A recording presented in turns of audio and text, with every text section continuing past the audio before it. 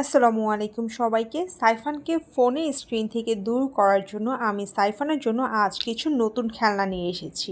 যারা ছোট বাচ্চার মা-বাবা আছেন তারা জানেন বাচ্চাদের বর্তমানে ফোনের স্ক্রিন থেকে দূরে রাখা কতটা চ্যালেঞ্জিং একটা বিষয়। এই খেলনাগুলো আমি অনলাইনে না কিনে চকবাজার থেকে কিনে এনেছি।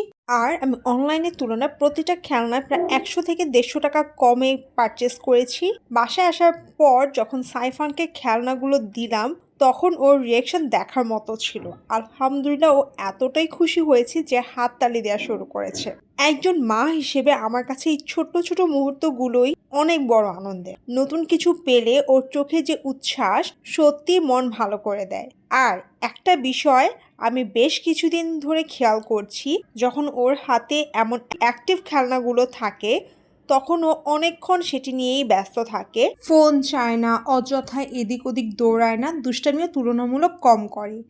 আমার মনে হয় ছোট বাচ্চাদের জন্য শুধু খেলনা কিনে দিলেই হয় না, এমন কিছু বেছে নেওয়া উচিত যেটা তাদের মনোযোগ ধরে রাখতে পারে এবং তাদের শেখার একটা সুযোগ তৈরি করে দেয়।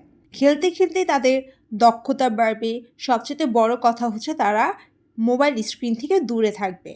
অবশ্যই প্রতিটা বাচ্চা আলাদা, কিন্তু আমার সাইফানের ক্ষেত্রে এই খেলনাগুলো বেশ কাজ করেছে। তাই ভাবলাম আপনাদের সাথেও শেয়ার করি। যদি আপনাদের বাসাতেও ছোট সোনামণি থাকে তাহলে হয়তো এই আইডিয়াটা কাজে লাগতে পারে।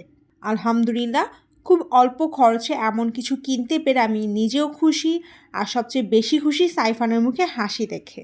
স্বাভাবিক, ওর এখনও ওই বয়সটা হয়নি যোগ কালার চিনবে, তারপর নাম্বার চিনবে। আমি জাস্ট ওকে খেলনার মধ্যে ব্যস্ত রাখার জন্যই এগুলো কিনেছি। এমন না যে আমি অল্প বয়সকে পড়াশোনার প্রেশার দেওয়ার জন্য কিনেছি।